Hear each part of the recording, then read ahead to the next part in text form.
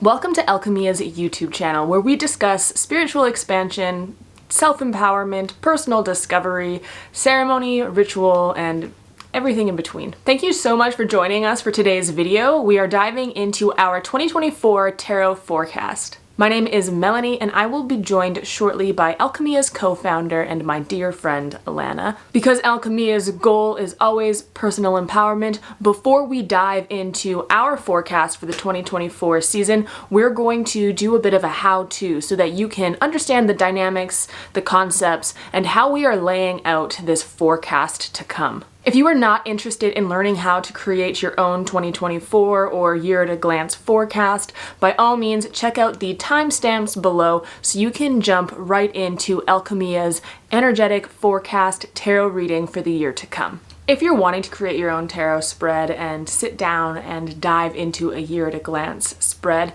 it is a bit more intensive than pulling a single tarot card or doing a 3-card spread. So there is some preparation that we recommend. Reading for yourself or for your others in small or large sittings can be kind of draining.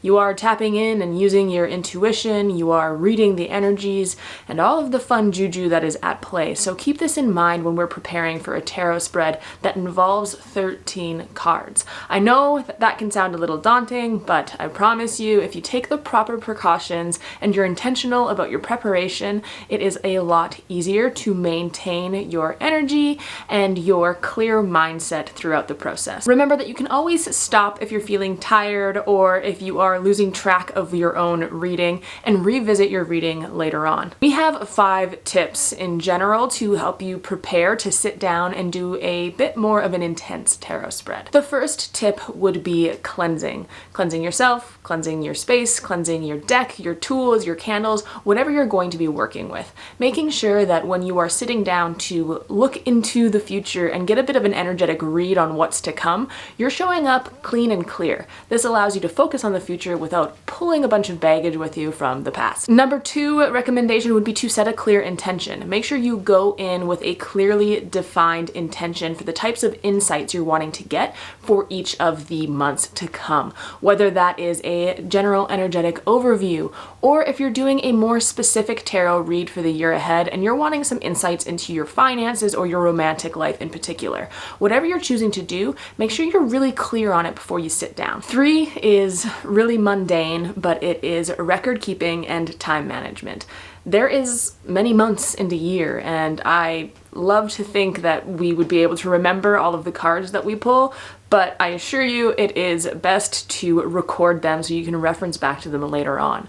In regards to time management, like I've mentioned before, this takes a while to pull 13 cards and to record everything and get a good intuitive hit off of them. So make sure you've given yourself enough time, intentional space, and you have your friends or family on board and aware to leave you alone for a certain amount of time. Number 4, again, is a bit mundane, but take care of your body. This means go to the bathroom or make sure you've eaten and have a drink with you while you are sitting down to do this tarot spread.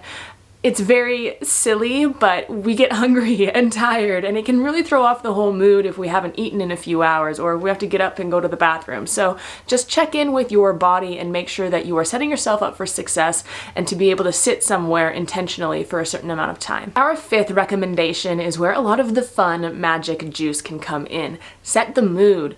Get some dim lighting going, get your candles, your incense, any music. Maybe you have specific clothes you like to wear when you're doing this type of work. Whatever it takes to get you into a specific headspace, be comfortable, open up that intuitive channel, and allow you to be really present and in tune with the magic. Now that we're prepared to do our tarot spread, we're going to need to gather a few things. Of course, you're going to need your tarot deck. I know that there are variations out there on the internet where you can do this sort of spread with an oracle deck, but in our example here, we are specifically using a tarot deck. We'll walk you through later and take you along with us as Alchemia does its 2024 forecast, so you'll see an example of what this looks like. I'm sure that there are ways you can adapt this and use an oracle deck, but everything that we'll be referring to within this video, as well as in the accompanying blog, requires a tarot deck. You need your preferred method of cleansing, whether that's a spray, incense, Palo Santo, cedar, mapacho, you name it. Whatever you use to cleanse, make sure you have it on hand. Like we just mentioned, candles, music, incense, an altar cloth, or anything else that would help set the mood for you, now is the time to grab it. And last but not least, you need some way to record what you are pulling. So be that a tarot journal or your computer, or maybe even just a notes tab in your phone. Before we start pulling these cards, it is recommended that you establish what sort of rules you're going to be working with. Are you going to be reading reversals? What if 2 cards fall out while you're shuffling? Get really clear on what you are and are not going to include in this spread before you start pulling these cards. The next step we recommend would be to pull all of the cards and keep them face down. When you're pulling the amount of cards that is in a year at a glance spread, if you look at each card as it comes out, it can get a little overwhelming and hard to clarify the specific intuitive messages for each card. For the tarot spread itself, we're going to be pulling 13 cards. The first card is an overarching theme that encompasses the entire year. This allows you to add a little bit more insight and clarity into the cards you pull for the individual month. After we pull our first card, we will sequentially pull 1 card per each month of the year to come. Our suggestion is to pull all of the cards, keep them upside down so you can't see the image, and then pull them over in order when you're ready to take them in, record them, and sit with them for a while. The layout of this spread is entirely up to you. What we choose to do is place the first card we pull that represents the overarching theme for the year in the center of our spread. Then in a clockwise circle, starting in the month of January, we place each card we pull all the way around until we reach the top again in December. The first card we flip over is the card in the center of our spread that represents the year theme. We pull this card and flip it over first so that we can have this in mind when we're interpreting and looking at the other cards. It adds some depth, some clarity, and a different level of flavor and interaction with the energetic forecast. Once we have that first card flipped, we start with the month of January and work our way through the year. This is your reminder to record things as you go and to flip 1 card over at a time. Once all of your cards are flipped, it's a great opportunity to zoom out and take a larger look at your year ahead. We encourage this approach of looking at the individual tarot card for each month first before you zoom out and take a look at the overarching year spread. This allows you to have your own intuitive, clear interpretation of each month, and then have an opportunity to identify larger themes, patterns, or other fun dynamics that are occurring in the whole spread or your whole year to come. We hope that you enjoyed the first portion of this video where we got to cover a bit of a how-to when it comes to a year at a glance spread. If you're wanting more detail or more ideas or just some visual assistance with all of this information and figuring out how to complete a spread of this size, by all means visit our blog that is linked in the description below. There are graphics that accompany this that will help you figure out your layout and hopefully empower you to execute an incredible year at a glance forecast. Now that you are more than equipped to dive into your own reading, let's take a look at what the general 2024 forecast has in store for us. Alana and I will be using the exact same spread and technique that we just shared with you to get a good intuitive lay of the land for the year to come. Alana, I am so excited for us to sit down and take a look at our 2024 Year at a Glance tarot spread. Yeah, I'm so excited to be here and excited to see what 2024 has in store for us all. Me too. So we have just done our whole walkthrough, our how-to, and explained a bit of the premise around the spread that we're doing. We have our 13 cards pulled. Our first card we're going to talk about is the overarching theme for 2024 in general. And then we go into the cards we've pulled for each of the month. So the game plan is we are going to cover each card's individual interpretation. And at the end of the reading, we can kind of do a big zoom out and look at the stories, the themes, and the patterns that are emerging over the cards and the year to come as a whole. It's important just to let everyone know, so we're all on the same page, that the rules we chose when we were entering into this reading is not to read reversals and to intentionally pull each card that we drew. So we were not waiting for the cards to fall out because that can take quite a bit of time when you are pulling a spread that has 13 cards. So we pulled the cards themselves, and we're not reading reversals for this forecast. At this point, if you're doing this at home, we would recommend that you record this in your journal, but conveniently enough, we have a camera recording our interpretations and our conversation. So that is how we're going to be recording things today. You can always save this video in a playlist and reference back to this forecast throughout the months to come, so you can have some kind of energetic anchor in and foresight reminder into integrating these energetic patterns, these warnings and signposts, and all of this fun information we're going to cover today. They'll be at your fingertips, and you can reference back to the video. I feel like that's everything that I covered, right? Yeah, you did. All right. You ready? We can stop after each card too, so that we can breathe if you'd like. Certainly. All right, so the first card is the card that we pulled for our energetic theme of the entire year, and it is the Page of Cups. Insane and funny to me that this is our theme card, because when I was shuffling, this was the first card that fell out when I was shuffling for the theme card. But of course, we made the rule of we're going to choose the cards out and not accept cards that fall out while we're shuffling. Turns out it was really dead set on being that theme card because it's the card that we ended up choosing anyway. So I thought that that was pretty well timed, rather unintentional, but also magical. Love that.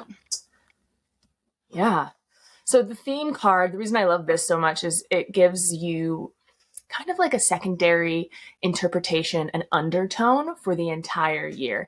And for me, of course, the pages are all about beginnings, but they're not like it's not a new beginning. It's like you're stepping into a new level of education. Like if you use the school system, for example, it's not your first day at kindergarten, but it's your first day at university. So like there's a certain level of experience that is kind of included when you're talking about the pages. So you're still entering into something new, but it's like graduating into the next level. So you have experience and you have understanding and information at your disposal. You're not completely naive, but you are now deepening into a new beginning of like the next level of intensity or experience on a specific path. So it's definitely a deepening of knowledge. And of course, it's the cups, which the cups represents the element of water. Water is all about our emotions, our intuition, and he is very literally proffering his cup and taking a look at what is in his cup. Obviously, there's a little fish there, which is adorable. When I see this in a position of like a theme for an entire year, it really speaks to the fact that we are now stepping into 2024 with the intention of leading and embodying more of an intuitively connected, emotionally attuned way of operating for the year to come. This is like we are taking all of the knowledge that we have in our emotional realm and our intuitive realm. We are holding it in our hand and we're walking forward with the intention to use it to show up more vulnerably, to be more engaged on an intuitive and emotional level with the world around us, which is really exciting for it being a theme for the entire year, because it implies to me like a lot of opportunity for growth when we choose to engage and show up with the world in like a new deep level of relationship, whether that is friends, family, or just relating to the world in general. We're really pulling strongly on our newly learned gifts and skills in the emotional and the intuitive realm. And it's something that we're carrying in with us for this entire year. So that is exciting to me. Do you have any thoughts or feelings about the page? I feel like initially, yeah, of course. Initially, I feel like the page itself is a very optimistic, and then I do feel that emotions, that intuitive nature is definitely a big piece there. And so, I mean, I'd be curious actually to hear what your thoughts are. I always think of the page as being a fairly optimistic, like you said, new beginning, like kind of fresh start kind of card.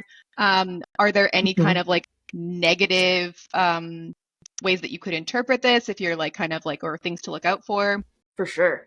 You're entirely right. Pages are new, so there's that certain sense of naivety. And like there's a big difference, as we know, between naivety and ignorance. It's not like being willfully blind or anything like that. It's the fact that you just don't know. So when you're showing up to engage with the world with a new level of maybe including your emotions in a conversation you would have previously left them out in, or if you're like intuitively showing up and being really emotionally authentic and in the moment and present, you don't necessarily have the skills established in your system onto how to manage and deal with the consequences and the conversations that will come from that situation. So you're definitely new. And I think that youngness, that naivety can be really tied in with optimism, right? Because you're excited. And there's maybe some fear around that too, because you're stepping into the unknown and you're deepening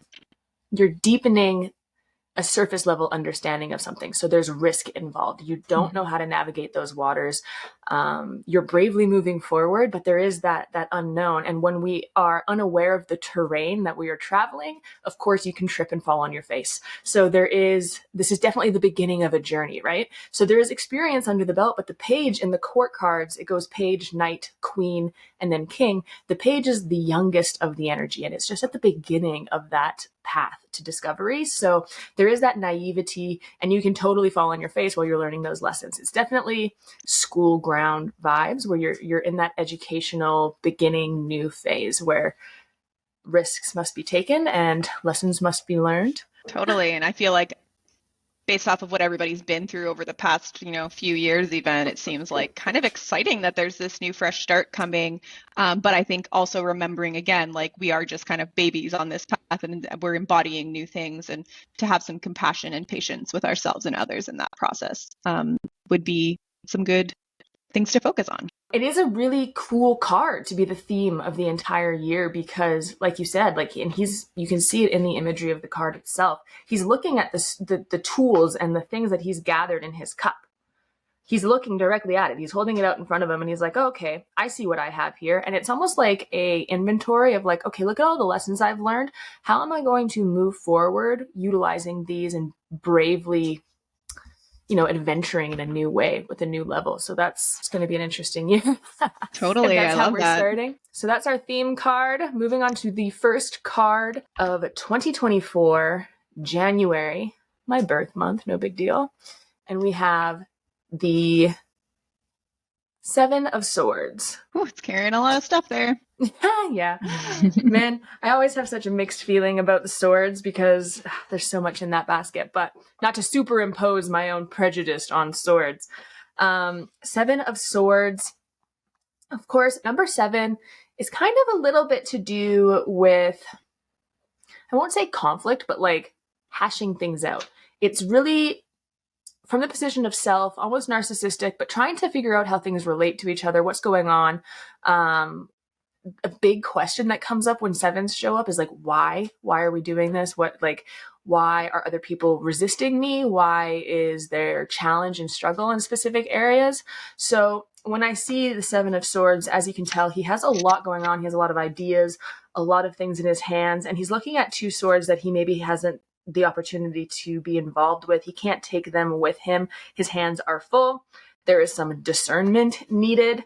And this, with the Seven of Swords in particular, swords rules over your mental realm, discussion, communication, ideas, your thought processes, sometimes the ego itself. So all of that is tied up into the suit of swords, the element of air, and with a pretty little bow of number 7 on top there, it really gives off those hashing out ideas, questioning, figuring things out, getting a lay of the land, really inquisitive. It's going down a lot of different pathways in your mind, in your mental realm in particular,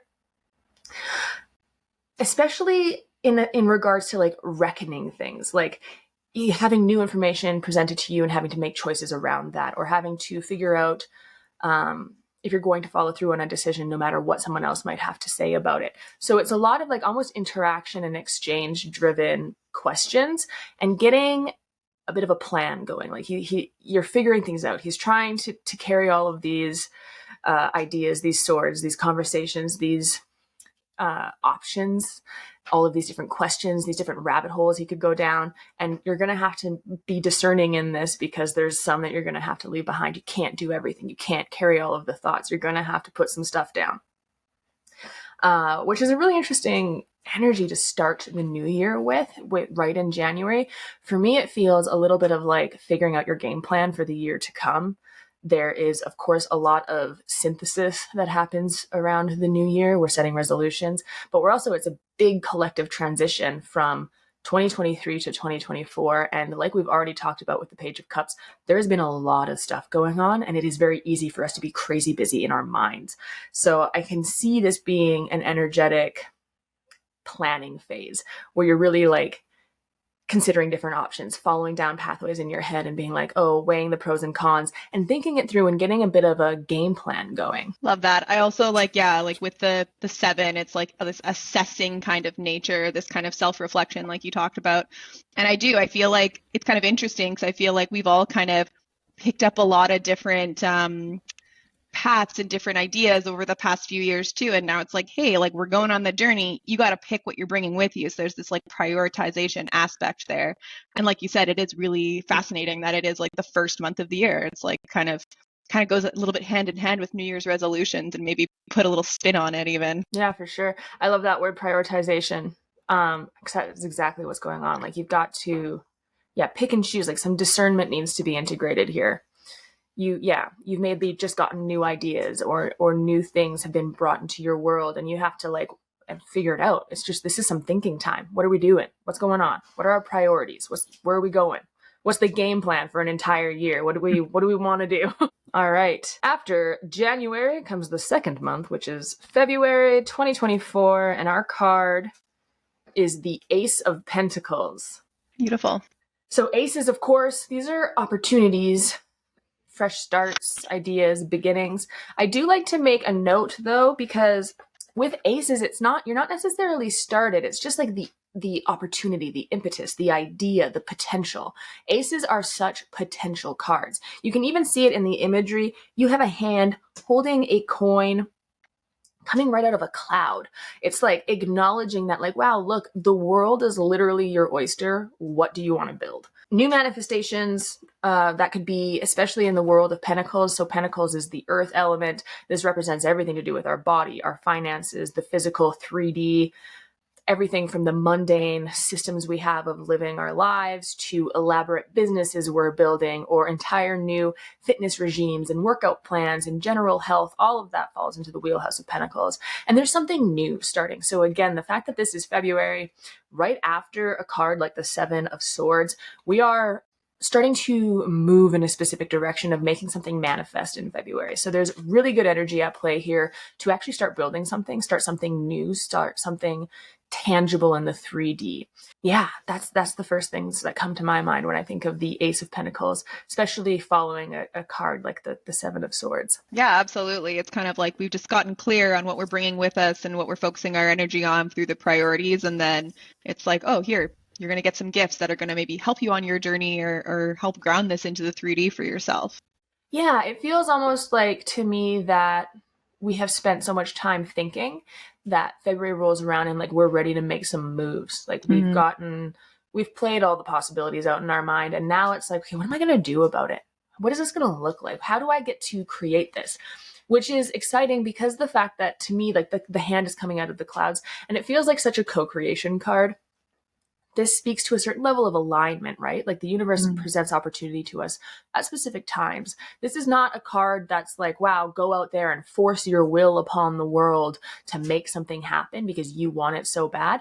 This card feels a lot more like naturally falling into a beautiful opportunity that fits and checks all your boxes and is divinely aligned for you to have an opportunity to create something new for yourself. So there seems to be like a hand of destiny per se, or the cosmos involved in a new business venture or a new fitness journey or a new home or a new money-making side project or something new that's in the 3D.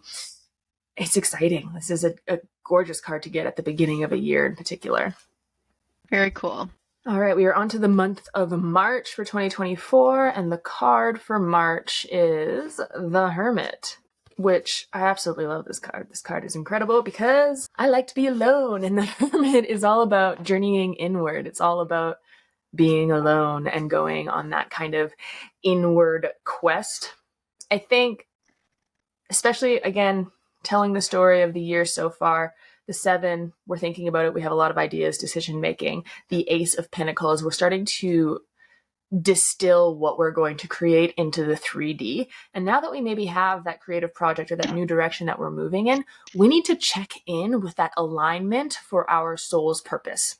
And the hermit in some traditions is actually referred to when we're talking about the fool's journey in tarot. This is when the fool meets God. This is when the fool realizes that external pursuits is not really getting him to the level of experience that he's hoping for, wanting for, yearning for. So he has to take that lantern and journey inward. And when he does, obviously he discovers an entire world within himself. And through that process, I think we have the opportunity to check in with our internal gods, or our connection to source, the light that we are, and this kind of alignment we have to our dharma or our soul's purpose. And it's a good opportunity to be still and to not listen to the expectations or standards or input from the outside world, be it friends or family or social media channels, and go to our internal guidance systems, our emotional realms, our spiritual realms, our intuition, and check in to see the true alignment with ourself when we are starting to bring things into the 3D and manifest things in this world. It's very powerful. I love that. And I also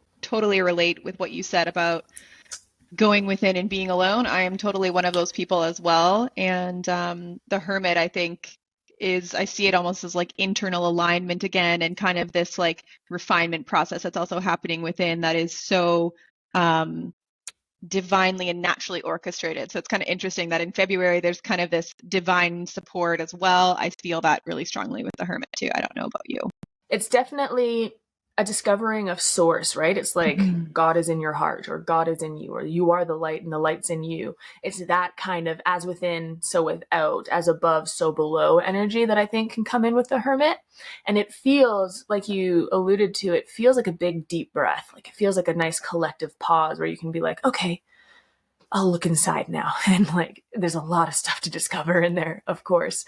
I mean, I think that's a good point also, is the hermit has to leave hermitness. So if we are talking about potential red flags or things that might get us hung up, is we can't just live inside our own heads and our own hearts and our own minds, as tempting as it might be sometimes, especially if the world is tumultuous.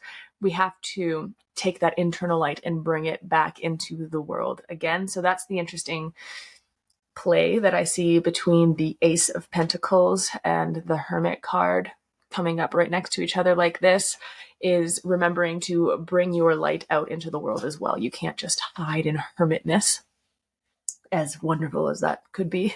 All right, so we had the Hermit from March, and now April, we have the Ace of Cups. Another ace. It looks like we are having plenty of fresh opportunity here. Another hand from the clouds, proffering a cup that is overflowing with emotional gifts, intuitive knowledge, and I mean, again, to double down on what we just talked about with the Hermit, it really does feel like taking internal gifts and internal understanding and bringing it out into the world. Of course, like we talked about with the Ace of Swords, Ace of Cups, it can be new beginnings. So instead of new beginnings in the mental realm, we're talking new beginnings in, not the Ace of Swords, sorry, the Ace of Pentacles. So instead of new beginnings on the physical realm, we're talking new beginnings in the emotional realm. So this could be newly discovered intuitive gifts. This could be new relationships, new romantic partners, new friendships, new ways of relating to the world at large. So it's important to remember we're not just talking about people-to-people relationships, but how we choose to interact and relate to the world can be changing. We can be taking that internal light and bringing it out into the world after the Hermit's little introspection that we went through. But I often feel like it is a new way to be of service in the world. It's a new way to bring our hearts into the world, to bring connection into the world. And this isn't necessarily the movement of something new. This is the opportunity for something new. So you've not taken that step into creating something new. It's just the capacity is there, the opportunity is there, the potential is there. And I think it's a great card that follows the Hermit. Like we just said, you're kind of realigning to that internal light. And now you have this opportunity to proffer a gift, to overflow, to be brave and new, and put your heart out into the world and bring gifts forward to be of service. So that's what I pick up from the Ace of Cups. Beautiful. I love that being of service. Yeah, I hadn't really thought about that. My initial interpretation was just a newly fulfilling emotional experience. And I feel like it's interesting because when you talk about being of service, I feel like even though I've resisted it in the past, I feel like that's when I do have the most emotionally fulfilling moments is when I am being of service. And there's a sense of belonging, and that brings in joy and gratitude and all of these amazing yummy emotions. So I feel like you're kind of reaping some rewards in April, feeling good about things. Yeah. Well, and I mean, it talks about like giving from an empty cup, right? And how Mm. that never feels good to serve from an empty cup. But this cup is so full, it's literally overflowing. I think that's why some of the imagery of the tarot cards can be so beautiful, Mm. because it's easy to give when you have so much. You're just exuding this love, and that's what gives you the potential or the power or the energy or the potential newness and new beginning and new situation, is because you have all of this capacity. Like your heart's just open. You have more capacity than before, is a feeling that comes for me, especially in the cup realm of emotions. Very cool. Following April, Ace of Cups. I'm gonna keep getting my aces confused. We've already gotten 2 aces. Our next card for the month of May 2024 is the King of Pentacles. Man, this guy is just a straight up G, is probably the best way to describe him. He has gotten the money game, the 3D game figured out. He is the energy that this guy brings to the table would be reliable, capable, very practical, responsible, stabilizing. All of like the I'm an adult who has a lot of money and I know what I'm doing. He is definitely atypically masculine and mature. Of course, this can be showing up in the feminine as well, energies to embody, or energies that other people are embodying, or that the entire month is carrying with it. But this is someone who has checked his books. For me, the King of Pentacles speaks to a complete and utter lack of laziness. He does all of the things that he has to do in the 3D to make sure he's set up for success so that he can then relax later. He does not avoid responsibility. He does not, what's it, like dogging? Yeah, dogging, where you're just like lazy. He doesn't just skip a couple steps because it would be easier if he didn't. This guy has really figured out how to succeed in the 3D realm by being really thorough, committed, dedicated, responsible, doing the next mundane task, crossing your T's, dotting your I's. Commitment. He really sets himself up for success because he does all of the things that he has to do. And to me, and it shows in the visuals of the card, the imageries of the card too, he does all that he has to do, if it'll focus, all that he has to do, and then the universe meets him more than halfway. Look at his abundance. Look at all of the stuff that he has. Look at the kingdom behind him. He is more than content sitting on that throne, literally dripping with grapes and food, a classic symbol of abundance. It is, yeah, it's an exciting card. If we can all embody 1/10 of the King of Pentacle energy, we'd be doing good in business. I love that. And I love that we've kind of went from some like more emotional and mental realm stuff. Now we're kind of going into like diving into like the 3D kind of like you said, that material, master of your reality, master of that. So it seems like an exciting month. What are some of the downsides to the King of Pentacles? Oh my, it's such, oh yeah. I mean, I'm probably not very good at remembering to do downsides because I get so excited. I'm like, it could be this and it could be this. Probably better to focus there anyway. I think some of the downsides was like, yeah, we could for sure be like too stingy, like penny pinching, too conservative, like you don't have any fun. It could be a little bit uptight, dictatorship, right? You have that king rulership aspect. So if you're not connecting to the heart, which again, the story of the year that's coming in and the order that the cards are coming, the King of Pentacles comes after the Ace of Cups, where we are firmly planted in an emotional realm, like you pointed out there. And the King of Pentacles is really like the master builder, like the master manifester. He rules the 3D domain. He knows how to make something manifest. So if his heart, like the Ace of Cups, if his heart is overflowing and he sees new potential and new opportunity and beauty and his intuition is aligned and his heart is full, he has the capacity to use his 3D masculine building, responsible, practical commitment tools to bring some really incredible magic to life on the 3D realm, in the 3D realm. So the downside would be taking those things too far, being too controlling, too rigid, too concerned in the how to, and losing some trust in the universe showing up for you and having its hand in your creation. So there's definitely a balance warning that I think can come with the King of Pentacles, is if you get too structured and too masculine in your way and your approach, too rigid, too systematic, you lose all free-flowing capacity for creative or cosmic intervention and play and fun. That can fall to the wayside. Makes sense. All right, so the King of Pentacles was May. We are on to our next card for the month of June 2024, and it is the Sun. Wow. What a good card for June. I think the first thing that comes to my mind when I see the Sun is celebration, play, and being instead of doing. So it's a little baby on a horse at a sunflower field, and the sun is shining and the blue sky is bright. This speaks to accomplishments, celebration, rest, enjoyment, frolicking. These are some of the keywords that come to mind right away when the sun is here. In the tarot journey, in the story of the tarot, you've just made it through some fear when you reach the sun. And it's interesting in the story that's unfolding for 2024, after dealing with the King of Pentacles energy in May, you're coming into June with an opportunity to reap what you have sown. The King of Pentacles is literally just cultivating and harvesting and building and working and structure, and beautiful. It's a lot of work, right? You're doing a lot. The King of Pentacles is like a doer.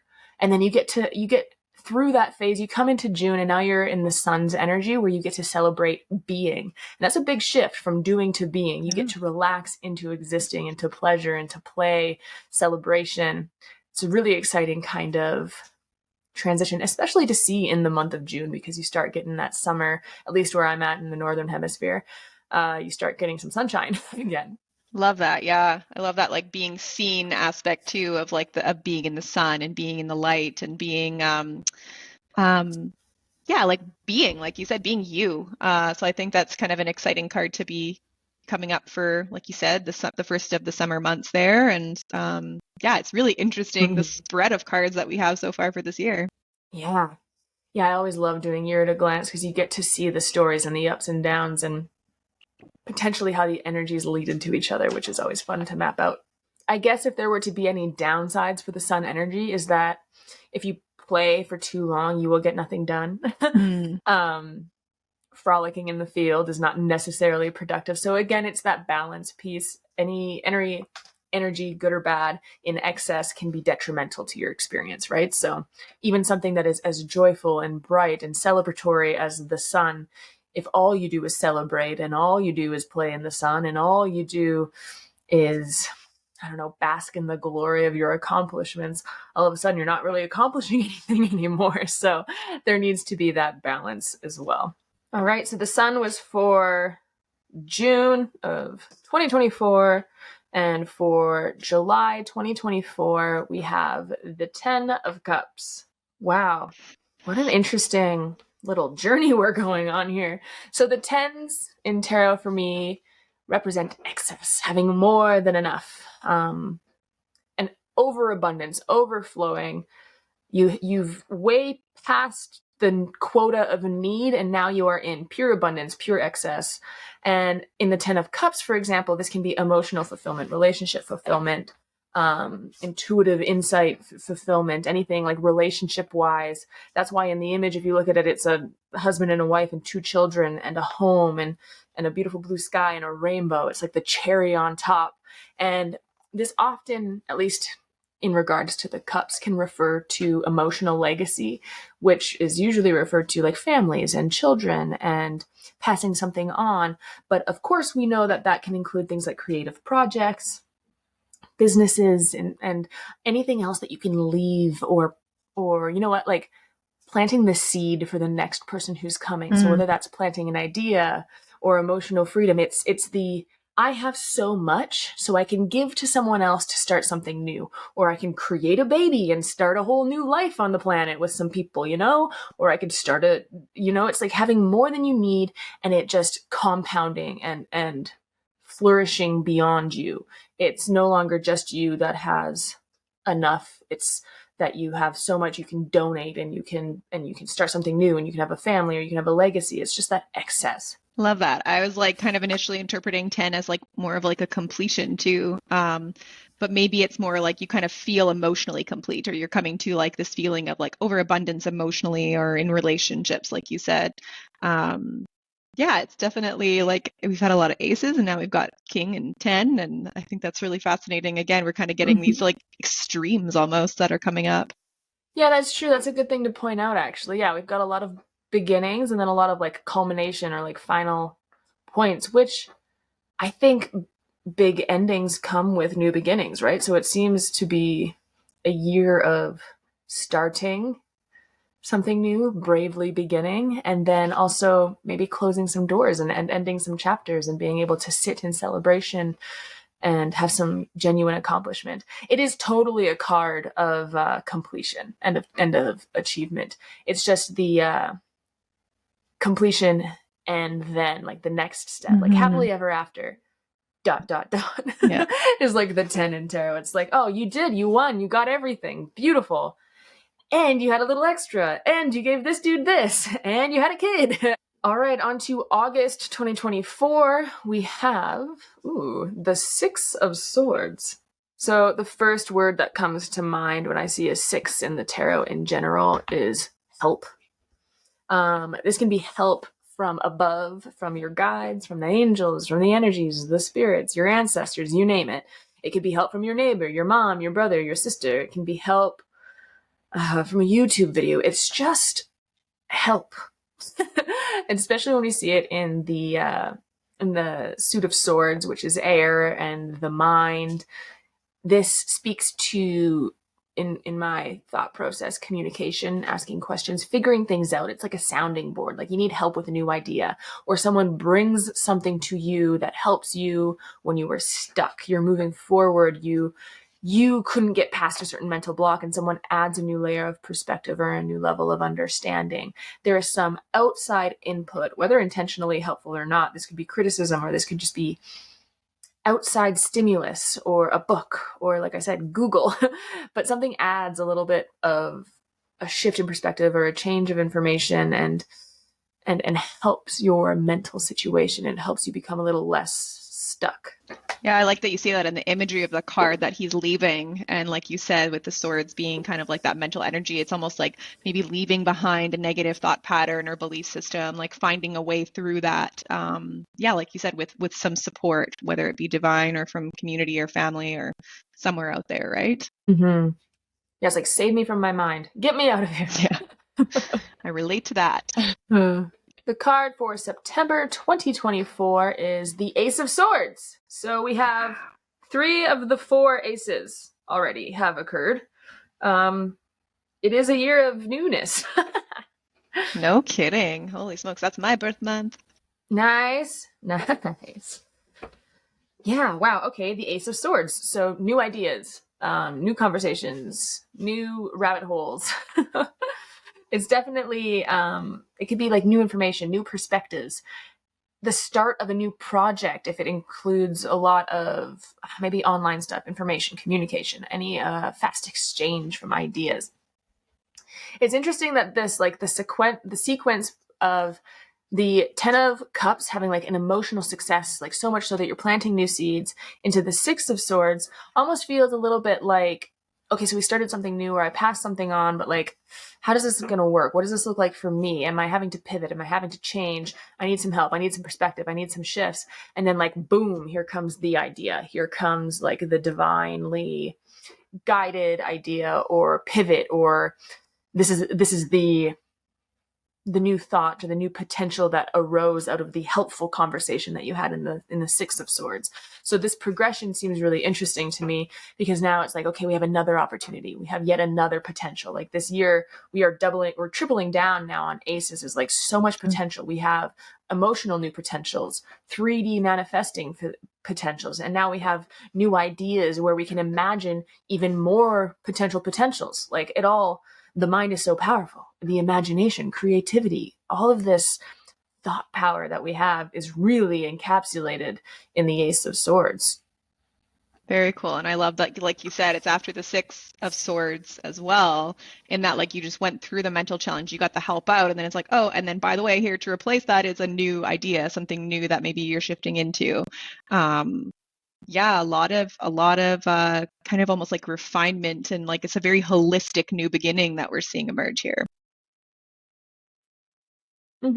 Yeah, you're definitely covering a lot of grounds. Like we've covered 3 out of the 4 spheres of life. So we've got earth, air, and water all covered. So if we get an ace by the end of the year in wands, we'll be just blasting off in a new direction. No kidding. All right, so September was the Ace of Swords. Now we're on to October, and our card for October 2024 is the Queen of Pentacles. This is another quite high up court card, obviously. She's only beaten out by the King of Pentacles, which we have already seen in May. So, wow, the Queen of Pentacles is such a lovely energy in my humble opinion. And I love that it falls in October because, at least again, in the Northern Hemisphere here, October, we are like entering that cozy feeling. That hunkering in, that comfort food. And like the Queen of Pentacles is so much so about bringing heart into how we do what we do. So if the King of Pentacles was super hyper organized, really efficient, really dedicated, the Queen of Pentacles is achievement driven as well. She's very tangibly successful. She has all of her needs met, but she does it from a place of nurturing and generosity. The King of Pentacles has more of like that masculine, cognitive, figured it out, structure, success approach. But the Queen of Pentacles has a little bit more of a flow to it, a more of a nurturing, generous approach, more of that feminine energy in there. It's she ties in a bit of that water element into the earth element as opposed to double earth, which is the King of Pentacles. I mean, it's beautifully shown in her imagery as well. Absolutely. Such a beautiful card. Yeah. So her energy is very helpful. Like she'll help you succeed too. She'll not only give you a fish, but she'll teach you how to fish. She will, things like resourcefulness, working with what you have. It's like that crafty, making bigger what is there. This is really, like that amplification energy. It almost kind of ties in as well. I feel like that, almost like that energy of being of service as well in some way. Just because it is so material, she's got it figured out. She is so generous. I think it kind of ties in a little bit of that from earlier in the year too. For sure. Especially following that Ace of Swords, I feel like it's nurturing that new idea potentially. Yeah, resourcefulness, community driven. We're all going to succeed together. Let's make this idea work. How are we moving forward collectively? Abundance for me, abundance for you, abundance for all. Yeah, it's like the king takes care of like the finances of the kingdom and the queen makes sure the people are fed in the kingdom, you know? You need both. And it's beautiful that we have both this year. So I guess we're going to get the opportunity to play in both of those realms. All right, the Queen of Pentacles in October. And now following that, for November 2024, we have the Hierophant. This is such, in my opinion, a swerve of energy from the Queen of Pentacles. The Hierophant is very traditional. Obviously, he's in a church in the imagery. There's 2 priests kneeling before him. Tradition, rules, status quo, abiding by precedents. So the way we have always done it is how we're going to continue to do it. It could be something like studying the rules, studying the histories that have come before us, the way we do things, catching up on the sciences. It's like learning the established knowledge. This is not creation of new. This is understanding established systems, whether that's a school system, a church system, religion, occult practices, you name it. If it is a tradition, if it exists, and it's something that you would then have to rise to the occasion of learning, that can all sort of fall under the Hierophant's energetic realm, if you would. It's also an opportunity, I think I would say, to discern the knowledge that you are learning and figuring out what you want to integrate and make yours. Of course, there is pretty much everything has been written already. There is nothing new under the sun, as it were. And you are presented by a vast amount of knowledge on the internet every single day. Without that discernment, without that discernment piece, the Hierophant and falling prey to societal expectations or obligations, or doing something because it's the way we do it, even if it's not the right thing to do, falling into traditions, and living a life that is not ours can be a downside or a risk of the Hierophant. At the same time, you can learn incredible things from books, sciences, school, secondary education, universities, studying philosophy. I mean, who doesn't love learning things like my eccentric wizard inside of my heart, my little Aquarius moon here, is going crazy for the idea of getting locked into a tower and being able to go down a rabbit hole for years. I love learning. Learning is an incredible gift, an opportunity, a privilege. But without that discernment of knowledge, you can just go in and come out very cookie cutter as to everybody who reads a book and takes on all of the belief systems and structures in that book without that discernment, without that realignment back to self. So I wonder if this could also almost be like with the previous cards kind of leading up, a way of bringing kind of a new idea that we've been nurturing and seeing how it fits into the real world, seeing how it fits into the current institutions, and making kind of some ties between the two, maybe. Yeah, I think anchoring it in is a good way of looking at it too, is it's holding it up to the glass of the world and seeing if this serves the world, if this is something that's new, if this is something that can be anchored in. And there's almost that piece too where you can write the traditions of your new idea, or you can create your thing into, you can write the book about it, you can write it into the histories, you can add it to the collective records. Yeah, wow, we're getting a real spread of things this year. I'm excited, a little nervous, mostly excited. All right. We've made it to the last month already, December 2024, and our card is the Lovers. Aw, how beautiful. Wow, what a card to follow up the Hierophant.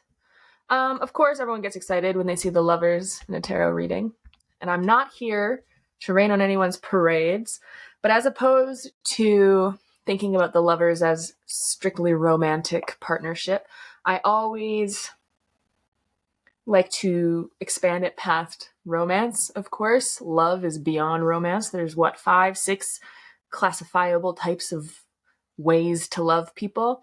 And what I think often when I see the Lovers card show up in a deck, or in a spread, is what does it mean to be in right relationship with the world, or with another person, or with myself, or period? What does it mean to be in right relationship?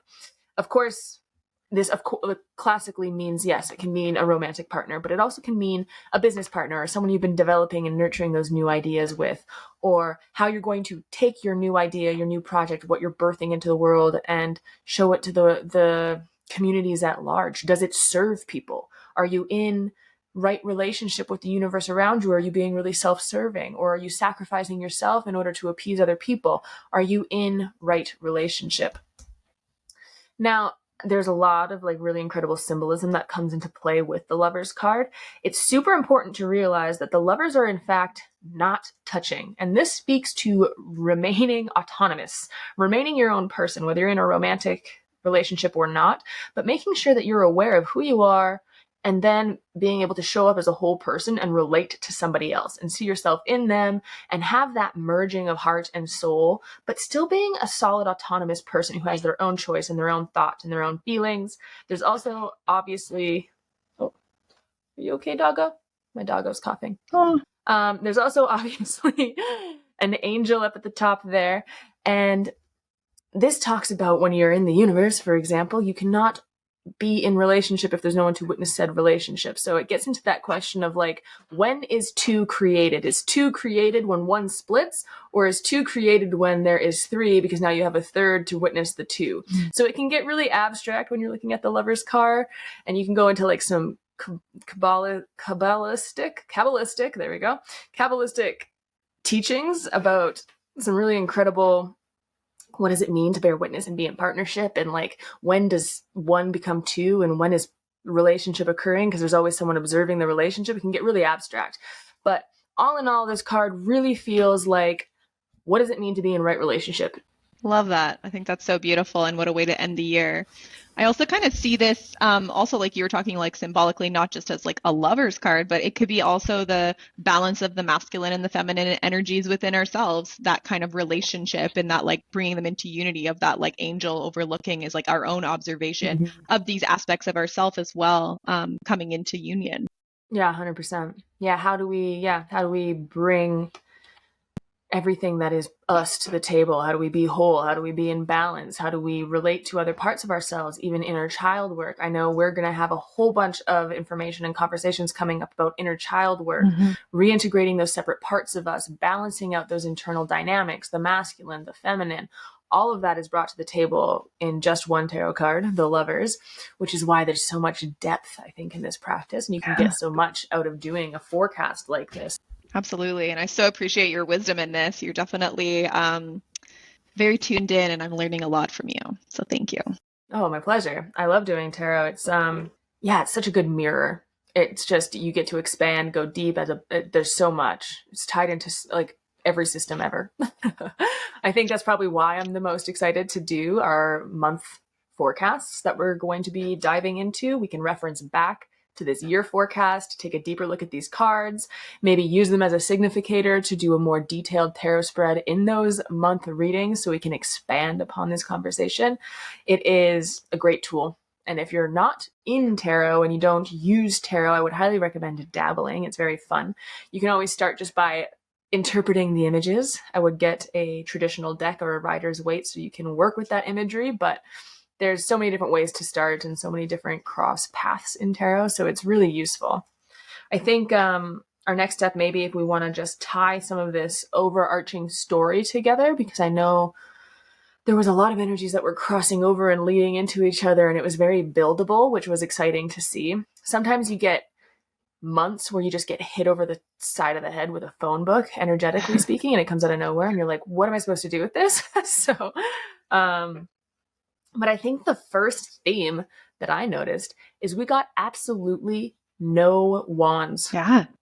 We're missing an entire suit this entire year. There's no fire element. There's no wands. Fascinating. Yeah. Well, like we said before, we've got swords, we've got pentacles, we've got cups. We are dabbling and dealing with our emotional realm, our mental realm, the physical realm, of course. But we're missing that fire element. And just like astrology, if you don't have a planet in a specific placement, it does mean something. The lack of an element is an important interpretive piece to look at.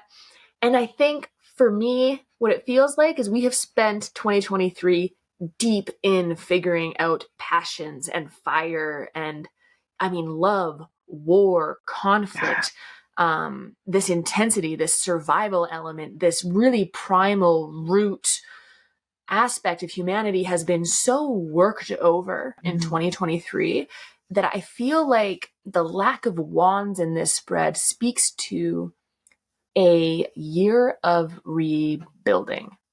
I don't know if we necessarily need more creative juice or more creative oomph to understand the need for change or to understand and be motivated to pivot. I think 2023 has taught us that there are some pivots that have to occur internally as individuals on a grand, larger scheme. There is a lot of things as a collective species of humanity on this planet that we need to pivot through. I don't think we necessarily need that passion and that fire to be lit in us anymore.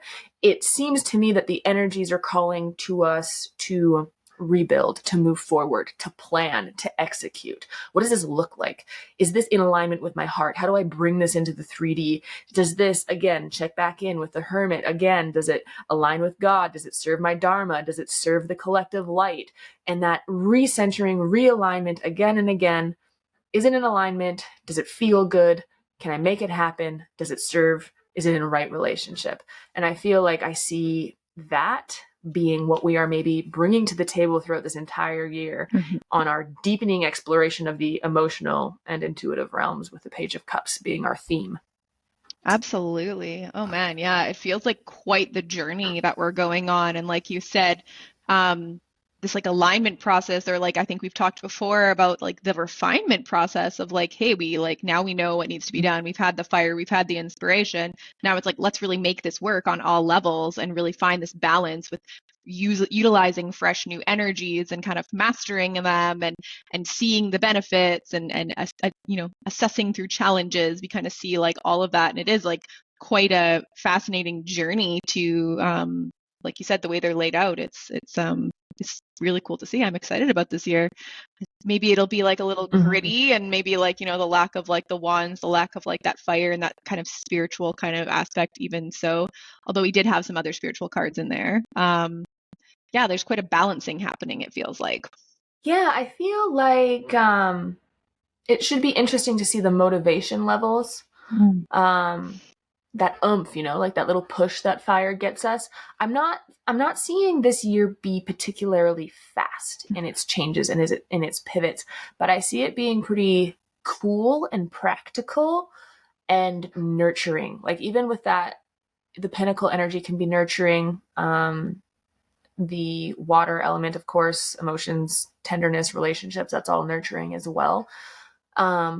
Yeah, nurturing new ideas, nurturing new pivots. And it will be really interesting to see a lack of that oomph, you know, like that fiery, like impetus. And speaking of goods and bads and trying to get two sides of the coin here, with a lot of passion comes a lot of chaos. Yeah. I mean, look at Scorpio season. Look at our eclipse season when we had it in Scorpio with the intensity, right? The depth, the year of 2023. With fire, with passion comes flippant words, aggression, and some agents of chaos might accompany. So I think maybe a cooler headed approach seems to be in store, starting off with the Seven of Swords in January, doing a bit of a recap, figuring out how to show up with that deeper emotional presence and intuition and connection to our emotional realms, which we refer to as our internal guidance system, right? What feels good, what doesn't feel good. Is it in alignment? You got that Seven of Swords that's helping you figure that out. And then you move into that Ace of Pentacles energy and you're like, okay, what do I do with this? February, Ace of Pentacles. We have now contemplated and figured out how we're going to be moving forward on that new intuitively and emotionally tapped in energetic frequency, how we're going to show up a little bit more present, a little bit more intentional, a little bit more in tune. We kind of mulled over how we're going to make that happen. And then the Ace of Pentacles is basically saying, like, what does that look like? What does that look like in the 3D? What opportunity we have? What moment in the present do we have to bring this into 3D? What are we building? What do I do with this information, with this presence, with this oomph that I could pack? And then I think from there, from February, we move into March, which is the Hermit. And to me, that kind of speaks to the why. Why do I want to do this? What am I serving, right? Like you check back in with that internal light, that internal God, your Dharma, your connection to source, your connection to all that is. And it answers your question in regards to the Ace of Pentacles. What am I building? Well, you want to build something that is your purpose, is connected to your purpose, is why you're here. And that can only be really discovered and felt into when you dive deep into yourself, which is exactly what the pause of the Hermit allows you to do.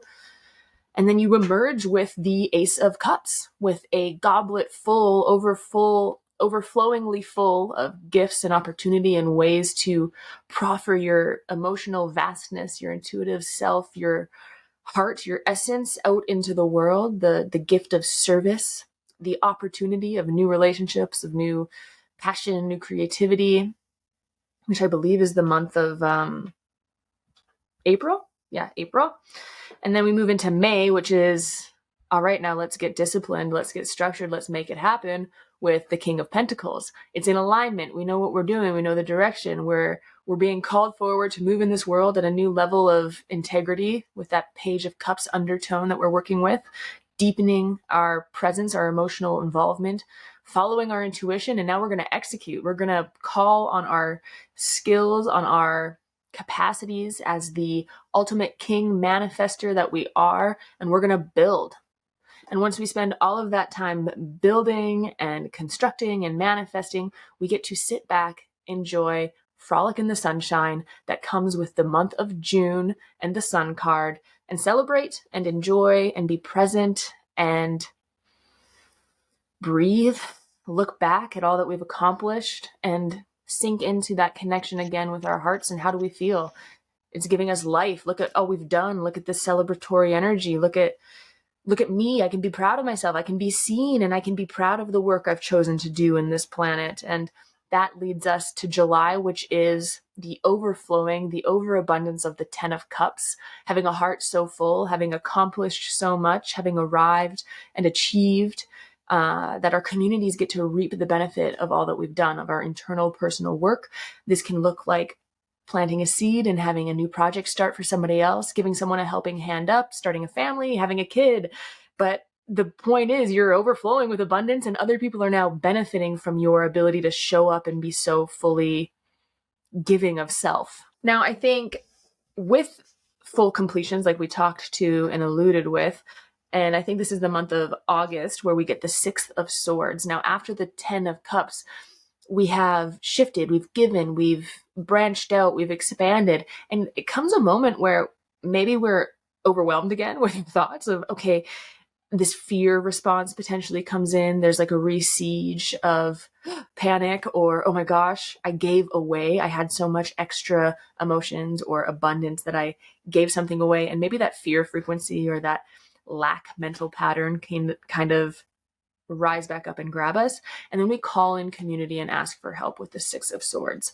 I need a new way to figure this out. I need to work this out in conversation. Let me use you as a sounding board. Let's communicate about the way this can look. Let's utilize our skills and our communication that we've been practicing already, while being in touch and in tune with our hearts and staying in alignment with ourselves. Let's figure it out together. How are we moving forward now that I have given this project to this person, or now that we have a kid, or now that we have an entire new project that we're starting, or a pivot has been made, a shift has occurred, and now we need to kind of recalibrate, ask for help, call in our community, and figure out how we're moving forward again into the Ace of Swords, which is that kind of clear idea, that thought process, or that new perspective that has been gained, this clarity, this sharp as an edge of a sword understanding of what we're going to do. Now we've got it. This is our new project or a new plan or a new direction or the answer to our question. We have it. We're clear, and we're going to nurture it with the Queen of Pentacles that comes in afterwards. We are going to make sure our community is fed. We are going to be generous and resourceful and call in the troops and work on things together and build a beautiful world that we get to collectively enjoy, heart-centered, lifting everybody up. That feminine communal tribe aspect gets brought in at this point. What are we collectively building together?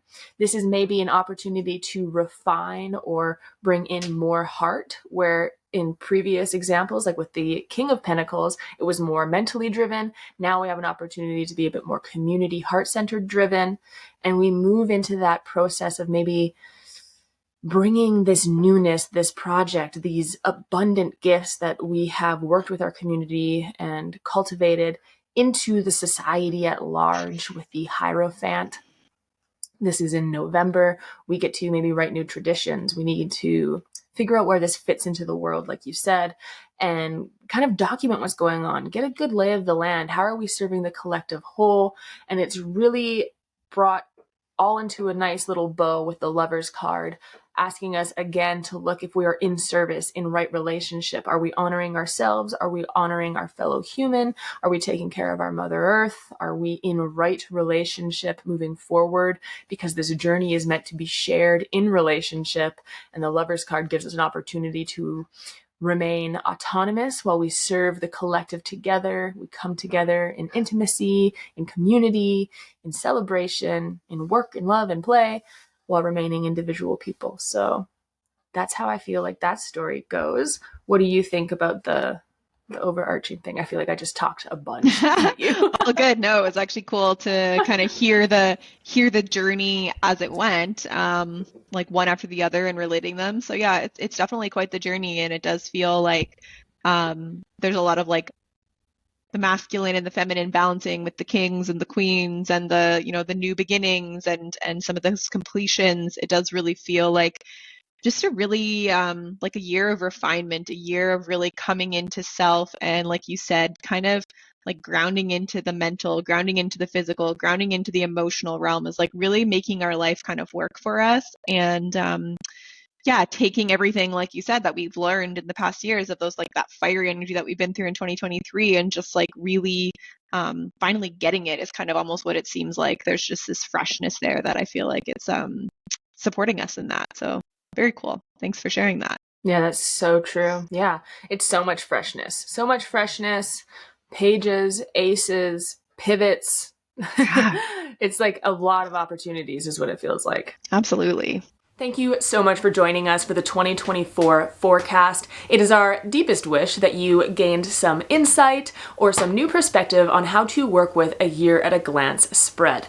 If you are looking for a bit more of a guided how-to, remember to check the blog that is linked in the description below, where we walk you through every process of creating your own year-at-a-glance spread. If you liked hearing from Alchemia in regards to the 2024 forecast, then make sure you hit subscribe to the Alchemia YouTube channel. We are going to be diving into monthly forecasts. These forecasts are not only going to include tarot, but astrology and the gene keys as well, not to mention any other intuitive or energetic reads that might be coming up. So if you are into this, hit that subscribe button and we would love to share that with you. In the meantime, enjoy and have a lovely holiday season.